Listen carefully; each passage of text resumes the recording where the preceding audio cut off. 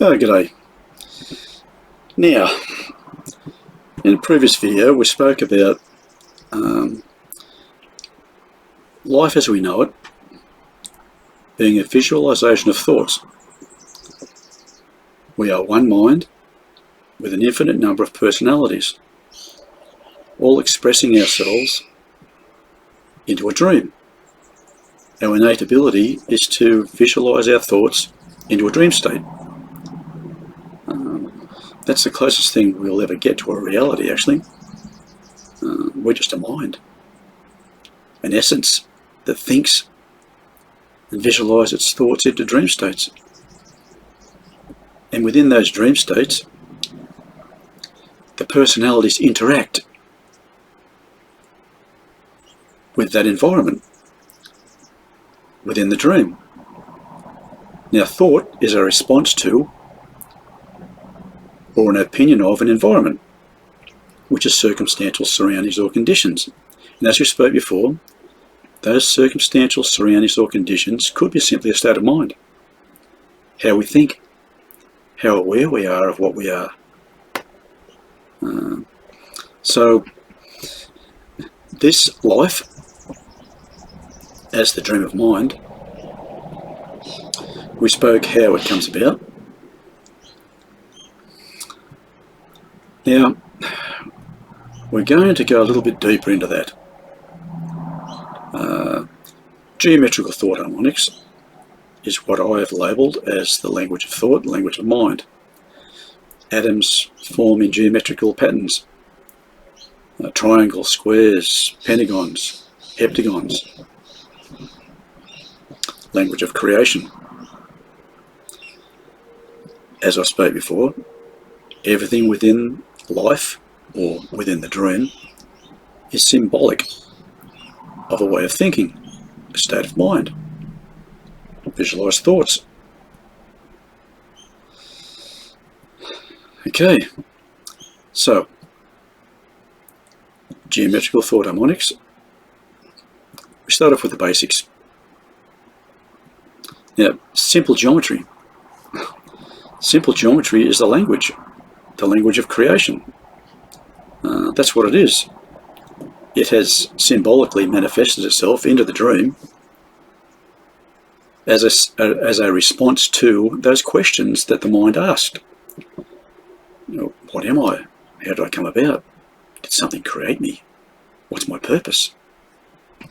All of that stuff is playing out in this dream, this shared dream within a shared mind. All of us personalities representing separate entities, separations within that mind, partitions within that mind, personalities wishing for privacy within a shared mind or dream, forming personal memories within that one mind, partitions, separations. Okay, as we spoke before, it's caused a whole lot of crap.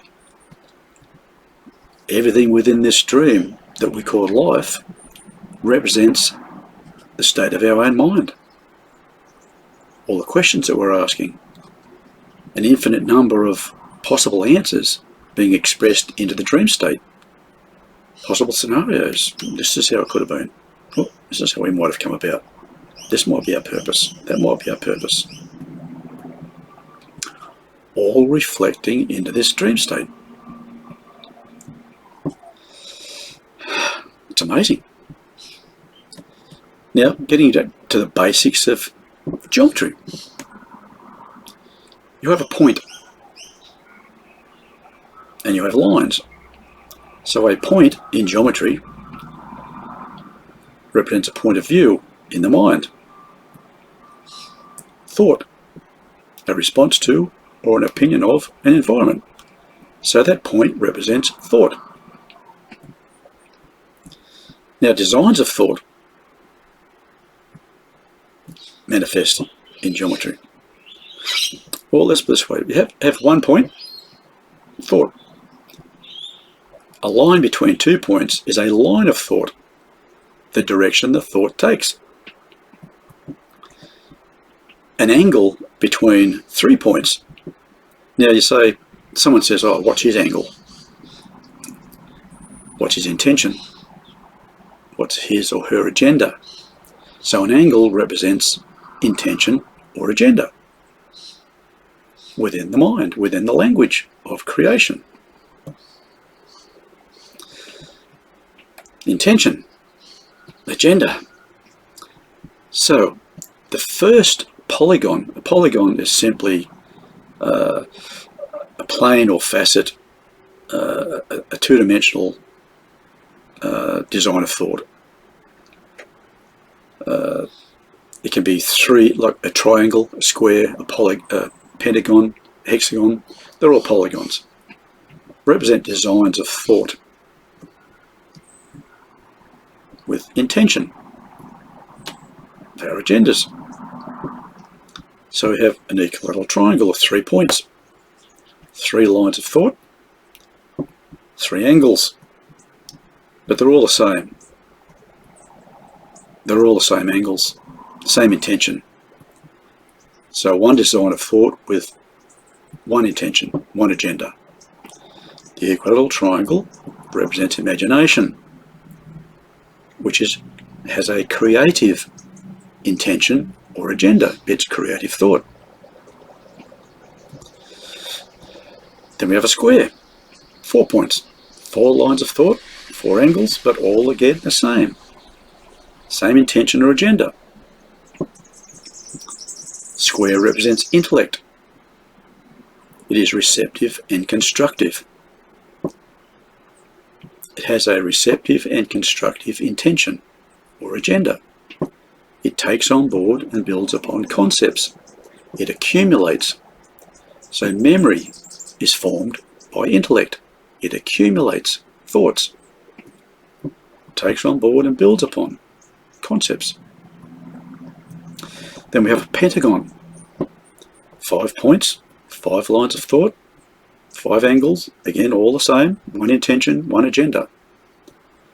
The pentagon represents motive. Motive has a personal intention or agenda.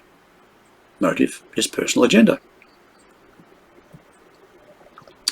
Now, motive represents personal thought or consciousness.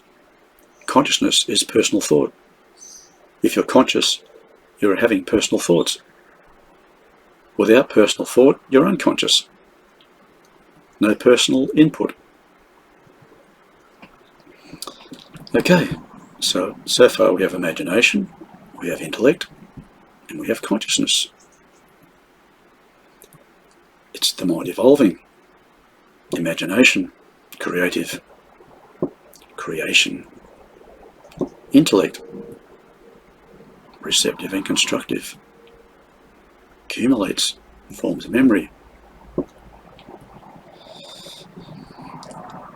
Motive, personal thought or consciousness. Okay, now the next one is a product of imagination. It's the hexagon. The hexagon, if you take 2 equilateral triangles overlapped equally to form 6 equal-sided and 6 points, or 6 equal sides, again, same angle, same agenda, same intention. The hexagon. Now, those overlapping equilateral triangles of creative thought or imagination. When we have 2 polygons overlapping, it represents interaction. Now, through interaction, we have experience. So a hexagon is a product of experience-based creative thought or experience-based imagination. It's experiential. A product of experiential creative thought, experiential creativity, experiential imagination. Forms love. Love. Experience-based imagination, experience-based creativity, interactive creativity, Now, love, in essence, is unconditional acceptance. Unconditional acceptance. A lot of people don't really understand what that means, because when most people use the term love, it most certainly doesn't mean that I unconditionally accept you, because we don't really understand. We really don't understand a lot of the terms. We don't understand ourselves. Now, we have dictionaries with all these different definitions within those dictionaries, but quite often we have contradictive definitions of the same term. And like I said, that's because we don't fully understand who we are and what our mind is, all the functions of our mind, all the designs of thought. So we've attempted to explain what we already know, partial awareness. But quite often those definitions are all over the place in dictionaries. So,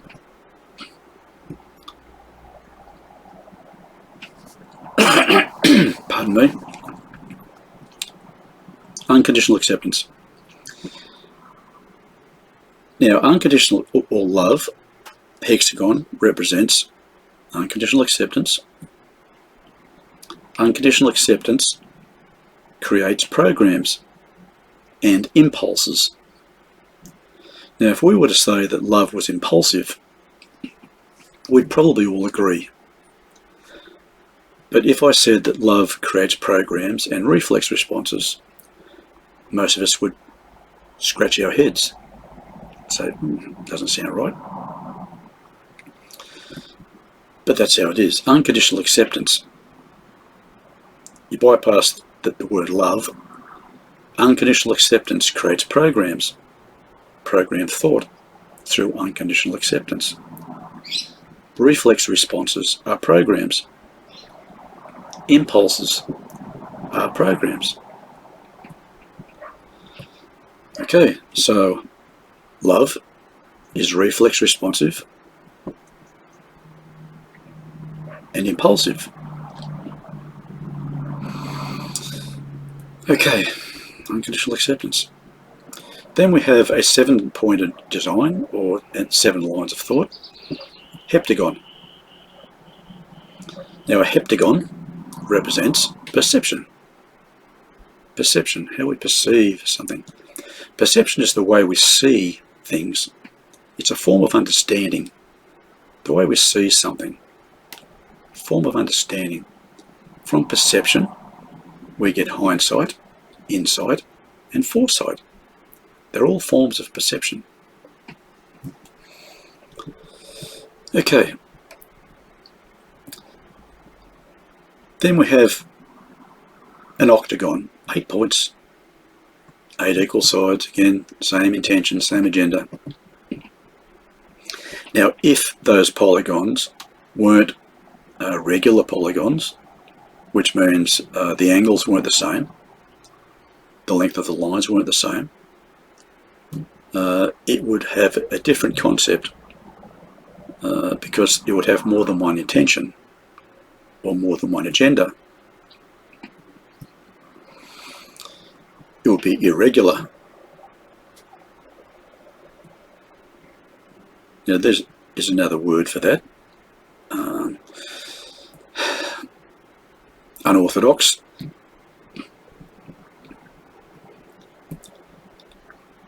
But we're talking about regular polygons within the mind. So we have an octagon that's created by 2 overlapping squares of intellect to create the 8 points. 2 overlapping squares of intellect. Again, interactive and experiential. Now, the octagon represents morality. It's a product of experience-based intelligence. Experience-based intelligence forms morality. Intellect takes on board and builds upon concepts.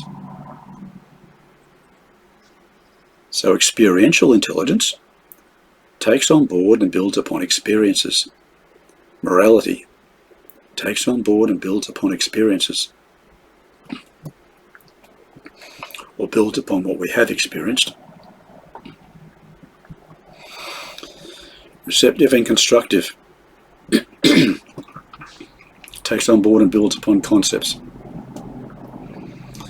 Okay, then we have a nonagon, which has 9 points, 9 equal sides, same intention, same agenda. A nonagon is 3 equilateral triangles overlapping to form the 9 points. 3 3 is 9. It represents forgiveness, creative mediation. It's mediative imagination or mediative creativity, forgiveness, creative mediation. Then we have a decagon, 10 points, 10 equal sides, same intention, same agenda. The decagon is a product of 2 overlapping pentagons of motive, personal thought or consciousness. Okay. Interactive or experience-based consciousness. The decagon represents belief. Now, belief is a declaration of personal preference or choice. A declaration of personal preference or choice, it's preferentiality. A product of, so belief is a product of experience-based consciousness. That's, we form beliefs from experience, from what we have experienced in the conscious state. Okay. Now we're not going to give all of these designs. We'll go to a few.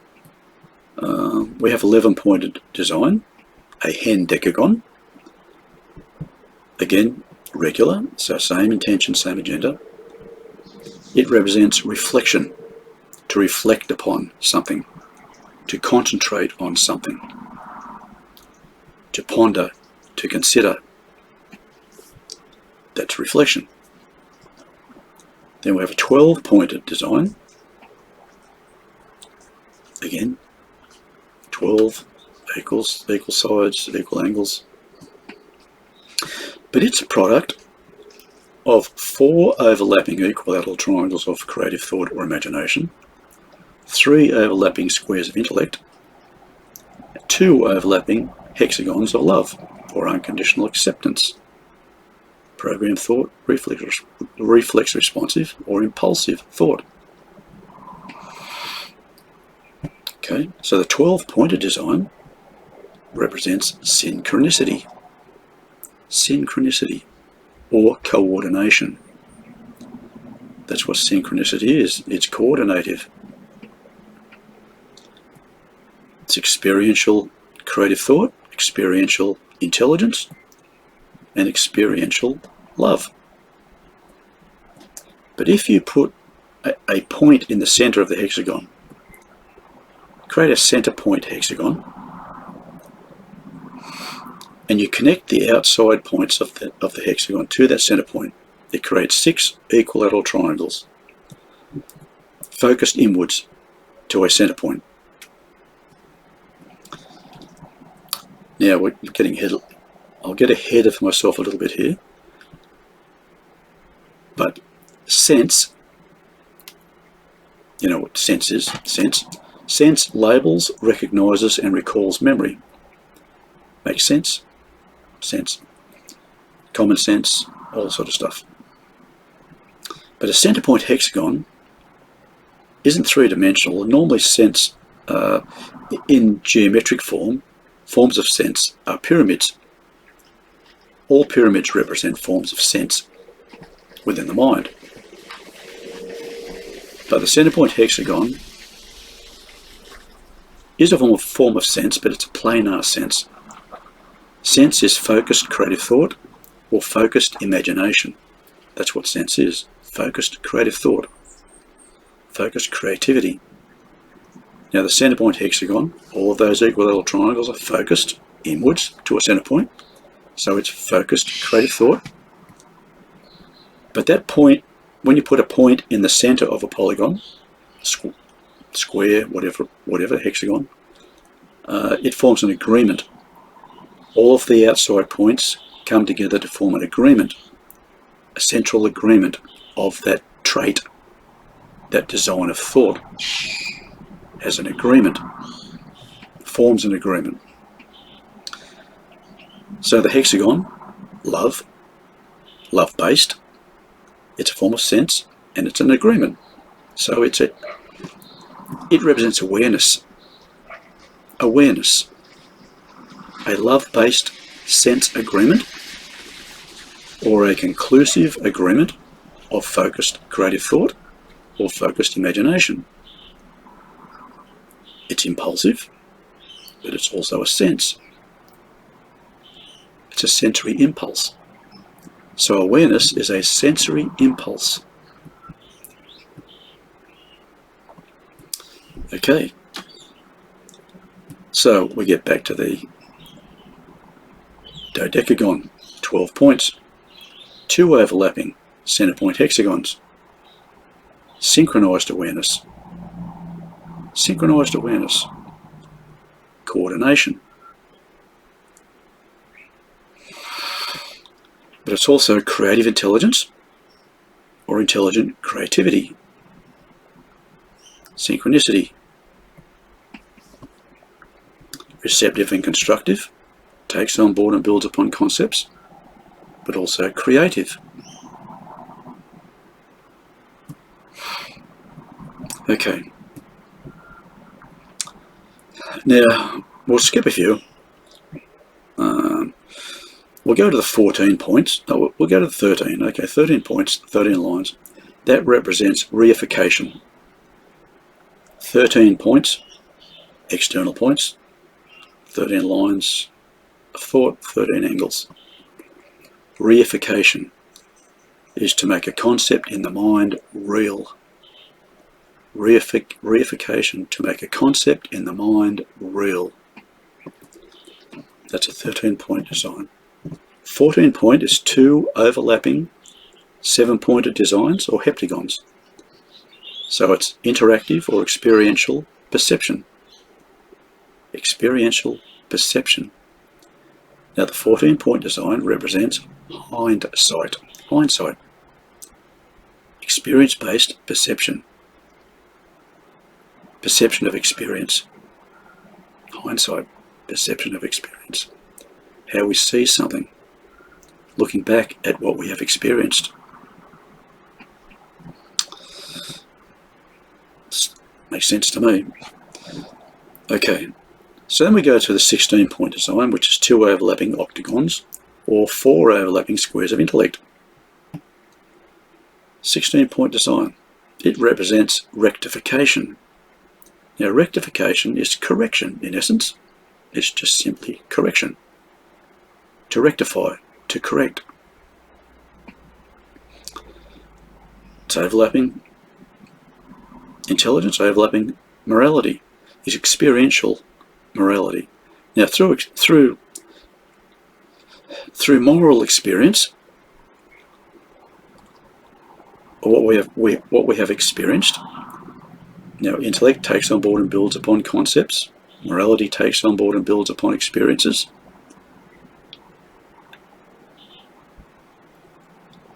And rectification makes corrections according to what we have experienced, what we have taken on board and built upon through experience. We make corrections. Moral corrections. Rectification. Okay, now we'll go straight to a 20-point design, an icosagon. Now, an icosagon, a 20-point design, product of 5 overlapping squares of intellect, 4 overlapping pentagons of motive, personal thought or consciousness, or 2 overlapping decagons of belief. Okay, so we have intellect, motive, and belief. In essence, the icosagon represents identity. Identity. Identity. Intelligent motivation, intelligent consciousness, or conscious intelligence. It's a product of belief. It takes on board and builds upon beliefs to form an identity. Product of beliefs.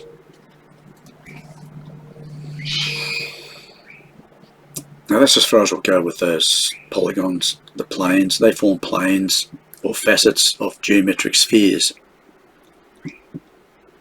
or three-dimensional geometric structures. Okay, so they are the basic traits. Basic traits. Some of them are progressive traits or interactive, experiential traits.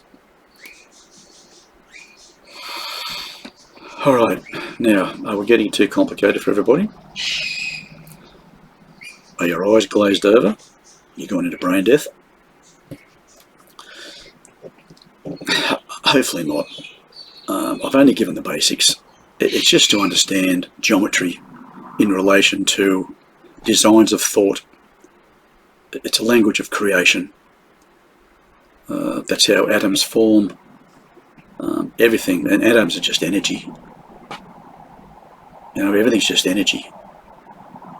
And thought is energy. So all of that stuff is just designs of thought. Energy by design. And that's what it is. That's what geometry represents. Through geometry, helps us to navigate, calculate, and to construct. It's a language. It's a language. It helps us to understand the mind, to navigate the mind, to understand all of the different designs of thought within the mind. It manifested itself into the dream state as a form of guidance to help us to understand ourselves, to understand how mind develops, evolves, how our thought forms develop and evolve. It fascinates me. All that stuff within this dream state symbolizes something.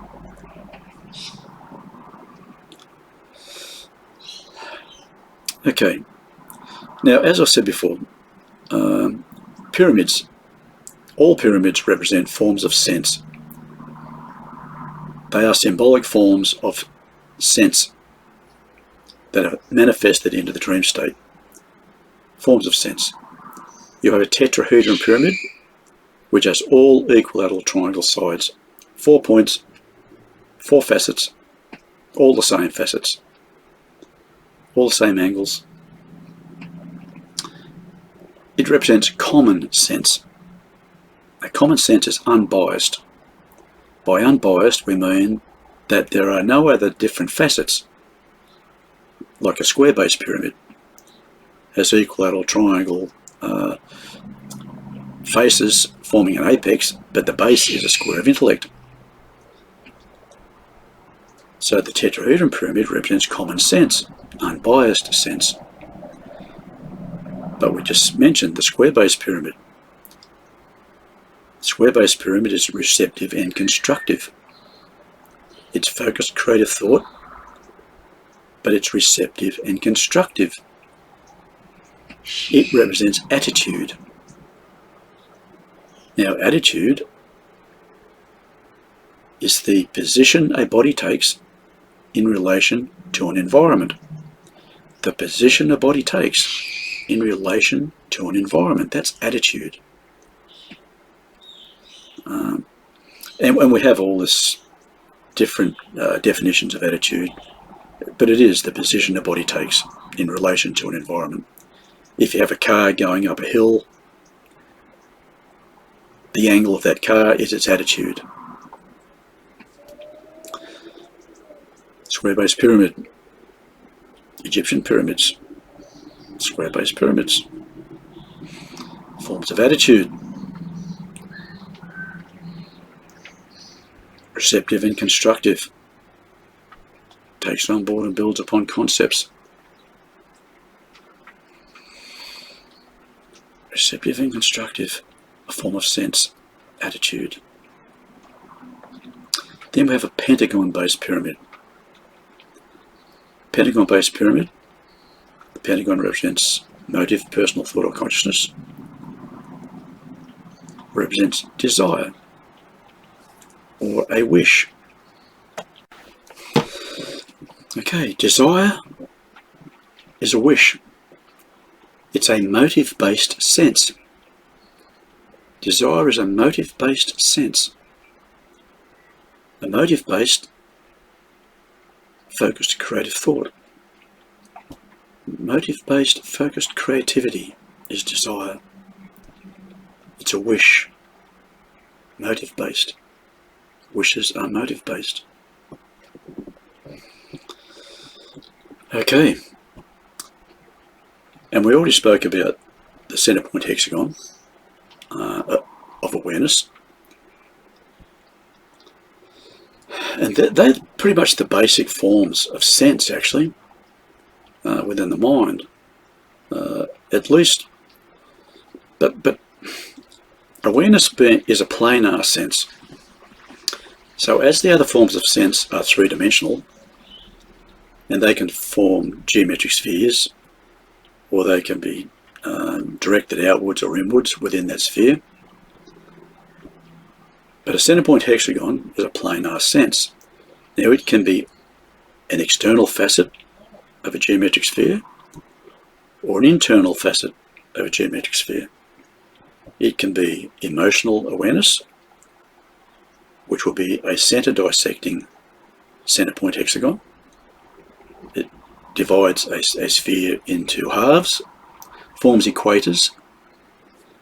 All other planes within a geometric sphere, other than center dissecting and other than external facets, are mental planes.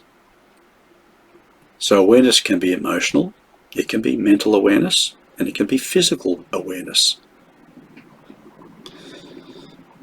Okay, emotional awareness, mental awareness, and physical awareness. Now, any other forms of sense, a heptagon. If you try and create a pyramid from a heptagon or a seven-pointed design, it doesn't work with equilateral triangle facets. It doesn't work. But if you connect every second point, draw a line between every second point, and then create equilateral triangles to an apex, keep connecting every second point around that, creates a heptagram. Now, all gramic forms are, what would you say, they're like messages, they're interpretations.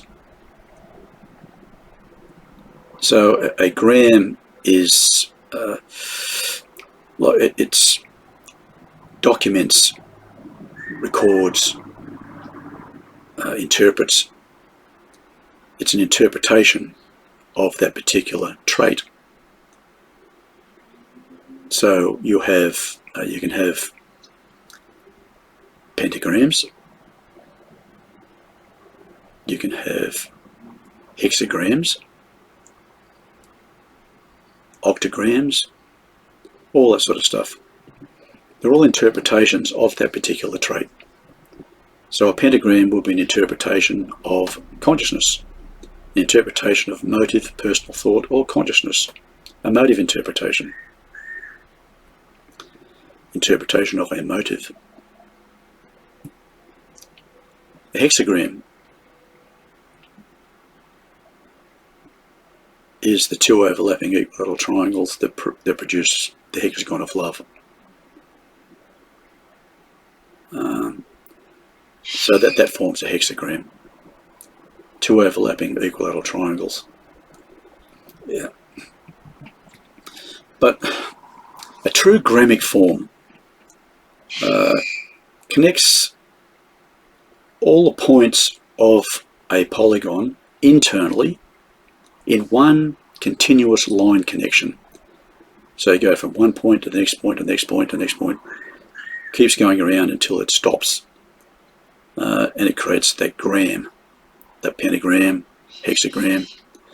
But see, the hexagram, it doesn't do that. It creates two separate equilateral triangles. If you went from one point to the next and kept going, it'd just go around and around that one triangle. So the hexagram is different to the other gramic forms.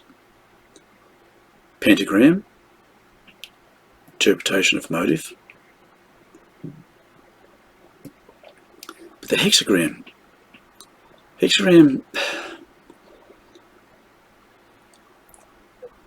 in essence, interpretive, but not necessarily. It's the hexagram is interactive. It's experiential. The other gramic forms are interpretive, but the hexagram is interactive. It's experiential.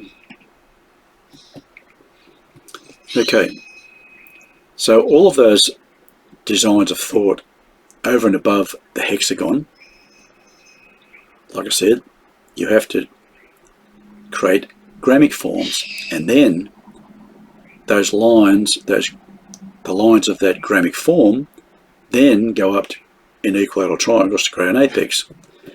They form mental sense. Mental sense. An interpretive base. It's a sensory interpretation. It's a sensory interpretation.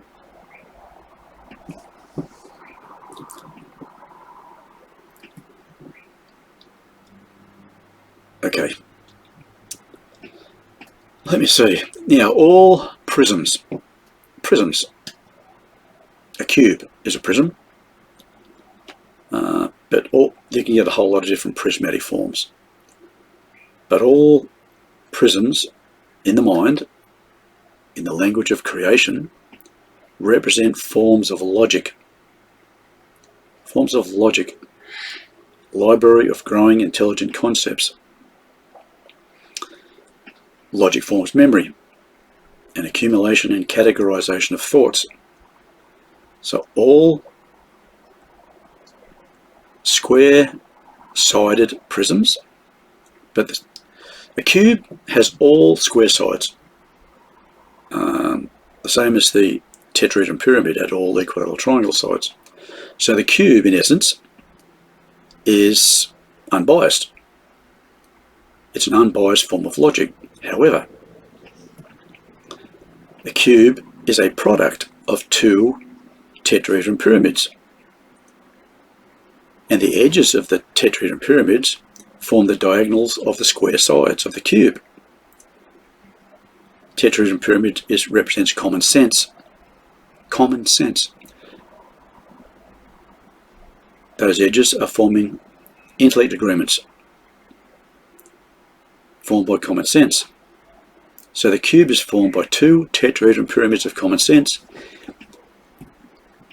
Common logic is what the cube represents.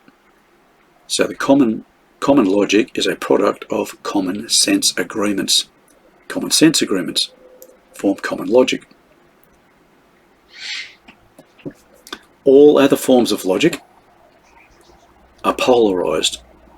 Now, polarized means that it has all square sides, but the top and bottom facets of the prism are different to the square sides. So you can have equilateral triangle top and bottom poles with square sides. That represents creative logic. Equilateral triangle represents creativity or imagination, creative thought or imagination. So it's creative polarized logic. Creative logic. Memory. It's a memory of creativity. Memory of imagination. Creative memory. It's creative memory. creative logic, creative memory. Now you can have motive logic. Motive logic, polarized, top and bottom planes are pentagons of motive, personal thought or consciousness, with external square planes around the sides. Motive logic. Now motive logic is personal logic, or personal memory, or conscious memory. So a pentagon polarized prism, pentagon prism, represents conscious or personal memory. Conscious or personal memory.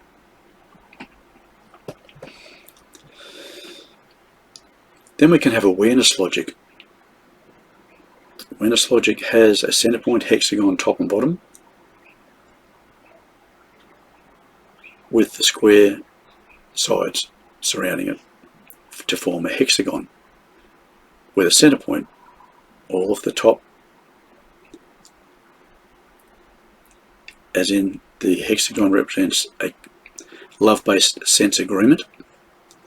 However, with a prism with two center point hexagons, top and bottom, awareness, top and bottom, awareness polarized logic, it ends up being formed by 6 creative logic structures. As in the center point hexagon, 6 equilateral triangles, center point hexagon, top and bottom. So those equilateral triangles are the polar facets of creative logic, and they form at the center the agreement point of awareness, love-based sense agreement. Well, this becomes a love-based creative logic agreement. Awareness logic, a love-based creative logic agreement. Okay, impulsive logic, sensory impulse.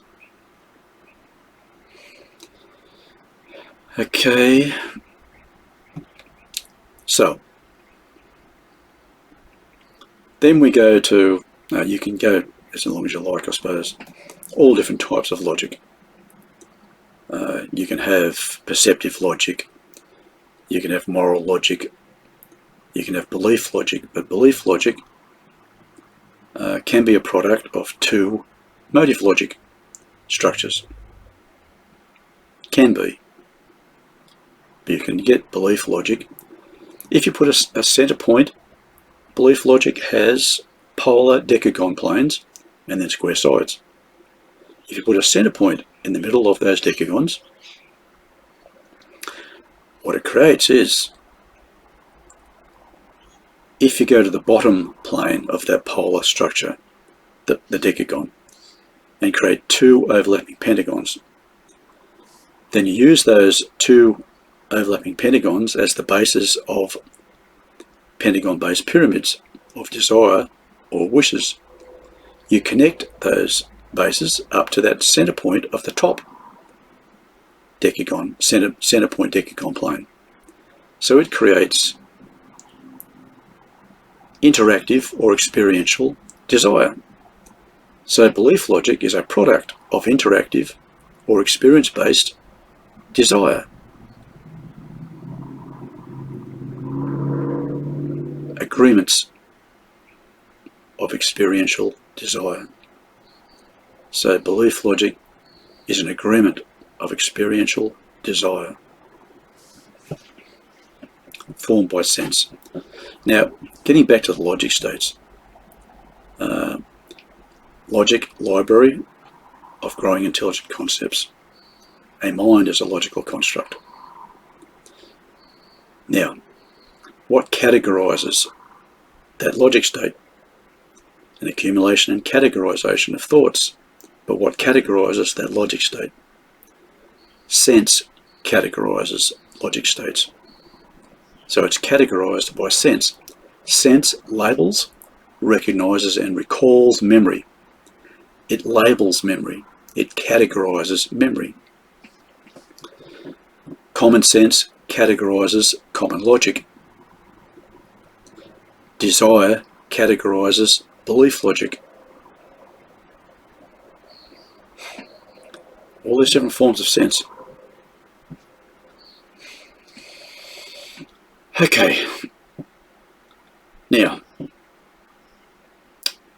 like I said, if your brain was fried before, it is doubly fried now, and I apologise if that's the case. Just trying to explain geometry as that creative language, forming logic, sense, mind states, behaviours, traits. So, where will we go from here? Go back to the cube. Now, as we said, a cube of common logic is formed by two tetrahedron pyramids of common sense. It's a common sense agreement. Now, the edges of the tetrahedron pyramids form the diagonals of the square facets of the cube. If you put a point where those diagonals meet at the centre of the squares of intellect, it creates 6 points, the 6 points of an octahedron. Now, an octahedron, if you took two square-based pyramids and connected them at their bases, it forms an octahedron. But once you connect them to their bases, it actually forms 6. Each of the points of that octahedron becomes a pyramid point with a square base. But two square-based pyramids share the one base. So it has 3 squares, emotional squares of intellect, within that octahedron. And those emotional squares of intellect form apexes. Now, what those 3 squares, emotional squares of intellect, represent is feeling. Feeling is an expression of emotional intelligence, an expression of what has been suggestively taken on board and built upon. That's what feeling is, an expression of what has been suggestively taken on board and built upon. So the cube, created by common sense agreements, but the agreement formed by common sense, is the octahedron of nature, or attitudinal behaviour, an attitudinal expression of feeling. Square-based pyramid, attitude, the position a body takes in relation to an environment. So the octahedron of nature, the position a body takes in relation to feeling. The position a body takes in relation to how it feels about the self, about the environment, or about the experiences it has within an environment. Nature, attitudinal behaviour. The position a body takes in relation to how it feels about the self, about the environment, and about the experiences it has within the environment. Nature, attitudinal behaviour. An attitudinal expression of feeling. An attitudinal expression of emotional intelligence. Suggestive intelligence. Now you have all different types of feeling. The attitudinal feeling, octahedron, represents nature. But you can also have awareness-based feeling. It has an emotional plane, centre point hexagon plane, that forms an equator.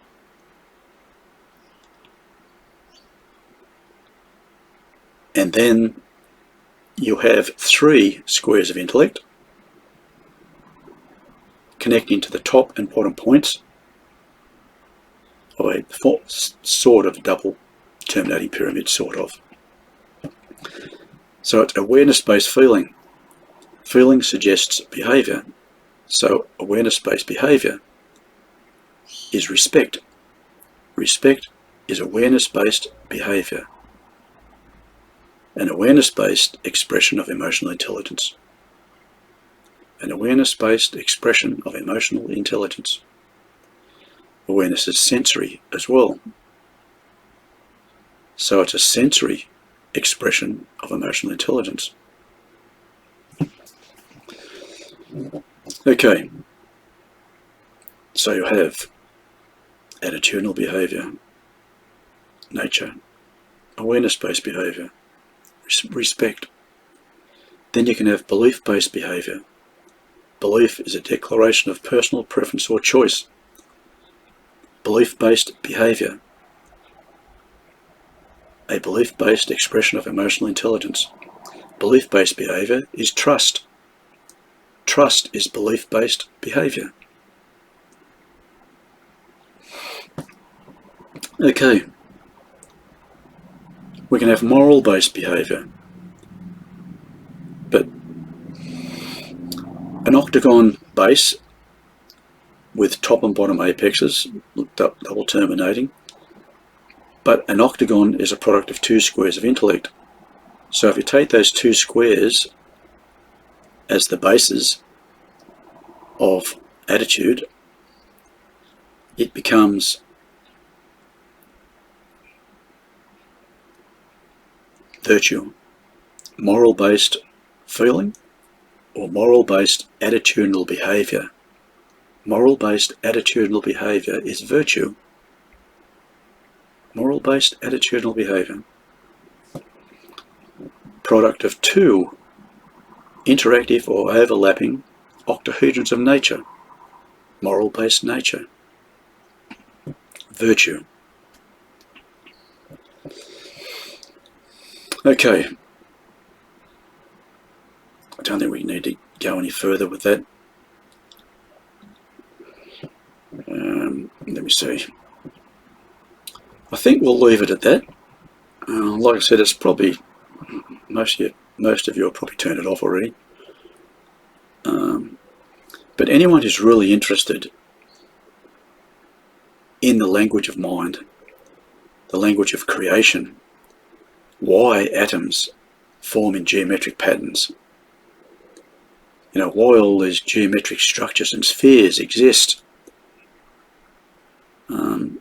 that's why. It's a language of mind. It's a language of thought. It is the mind. You know, the mind calculates, navigates, constructs. Logical construct, suggested by feeling. Mind states, logical constructs, suggested by feeling.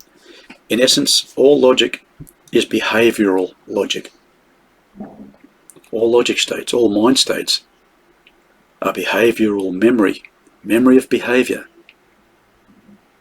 That's what a mindset is. A mind state is memory of behaviour. Behavioural logic, memory of behaviour. Okay, I'm going to leave it at that. Like I said, it's complicated, but it's worthwhile trying to understand it, because when you get further into the language of mind, it's amazing. You have all of these geometric structures that represent intuition, instinct, compassion, you know, and then you disassemble or you analyze all of the internal structures of those geometric spheres, the planes, external planes, internal planes, emotional, mental and physical planes. Then it helps you to understand what those structures, or what that intuition, what creates intuition, what are its functions, by analysing all of the geometric patterns within that structure. You can define accurately what intuition is, rather than looking into a dictionary and getting all sorts of contradictive interpretations. You can get an accurate definition of those states of mind: intuition, instinct, compassion. All of those. Will is an expression of desire. Faith is trust-based will. It's a trust-based expression of desire. Faith. Like I said, all of those things, they really deserve faith especially, and intuition and instinct. Instinct is a virtual brain. It forms logic states within it that create a virtual brain mind. So all of those really need to be focused on individually to give a deeper understanding of each of those things. And I can make videos to do that, to give a proper definition of intuitive nature, of instinct. Okay, we'll leave it at that. And like I said, I hope somebody got something from it and you're not all too confused. I'll get back to you with other videos. Hopefully not all complicated ones. Thank you.